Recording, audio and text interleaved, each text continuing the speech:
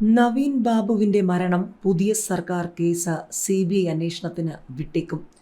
കണ്ണൂർ മുന്നേടിയം നവീൻ ബാബുവിന്റെ മരണവുമായി ബന്ധപ്പെട്ട കേസിന്റെ അന്വേഷണം CBIക്ക് വിടാൻ പുതിയ സർക്കാർ തീരുമാനമെടുത്തേക്കും. ആദ്യ മന്ത്രിസഭാ യോഗത്തിൽ തന്നെ ഇതിനുള്ള തീരുമാനമുണ്ടാകുമെന്ന് KPCC ജനറൽ സെക്രട്ടറിയും റാന്നിയിലെ നിയുക്ത MLAയുമായ പഴകുളം മധു പറഞ്ഞു.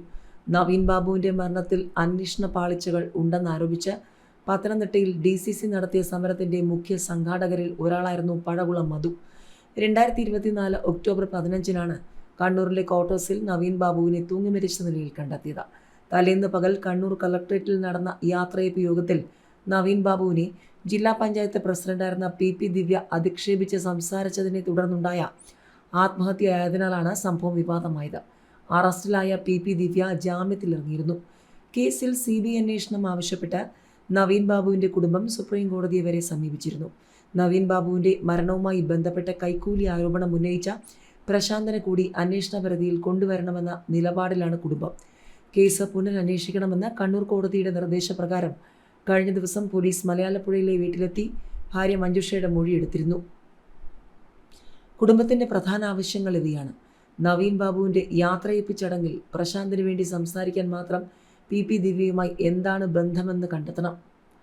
കൈക്കൂലിക്ക് അടിസ്ഥാനമെന്ന് പറയുന്ന പെട്രോൾ പമ്പിന്റെ യഥാർത്ഥ ഉടമ ആരാണ്? കൈക്കൂലി കൊടുക്കാൻ വേണ്ടിയുള്ള തുകയുടെ സാമ്പത്തിക സ്രോതസ് എവിടെ നിന്നാണ്?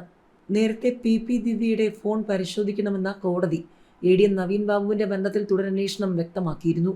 ADM നവീൻ ബാബുവിന്റെ മരണത്തിൽ തുടരന്വേഷണത്തിന് കോടതി ഉത്തരവിന് പിന്നാലെയാണ് ഇപ്പോൾ പുതിയ സർക്കാർ CBI അന്വേഷണത്തിലേക്ക് കൂടി നീങ്ങുമോ എന്ന ചോദ്യങ്ങൾ. കുടുംബം ആവശ്യപ്പെട്ടതിൽ 4 കാര്യങ്ങളിൽ തുടരന്വേഷണം നടത്തി റിപ്പോർട്ട് നൽകാനാണ് ഉത്തരവിട്ടത്. പോലീസ് അന്വേഷണത്തിലെ 13 വീഴ്ചകൾ ചൂണ്ടിക്കാട്ടിയാണ് നവീൻ ബാബുവിന്റെ ഭാര്യ മഞ്ജുഷ കോടതിയെ സമീപിച്ചത്.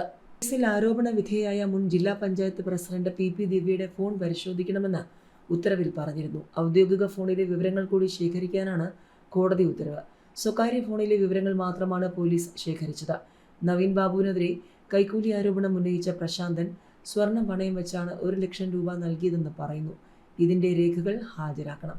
പള്ളിക്കുന്നിൽ പ്രശാന്തനും നവീൻ ബാബുവും കൂടിക്കാഴ്ച നടത്തിയെന്ന് പറയുന്നതിന്റെ CCTV ദൃശ്യങ്ങളെക്കുറിച്ച് കൂടുതൽ അന്വേഷണം നടത്തണം.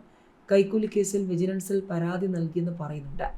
വിജിലൻസ് ഉദ്യോഗസ്ഥർ കേസിൽ ഇടപെട്ടത് എങ്ങനെയാണെന്ന് അന്വേഷിച്ച് അവരുടെ മൊഴി ഉൾപ്പെടെ രേഖപ്പെടുത്തണമെന്നും ഉത്തരവിൽ പറയുന്നു.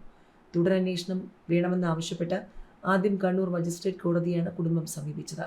തുടർന്ന് കേസ് തലശ്ശേരി അഡീഷണൽ സെഷൻസ് കോടതിയിലേക്ക് മാറ്റുകയായിരുന്നു.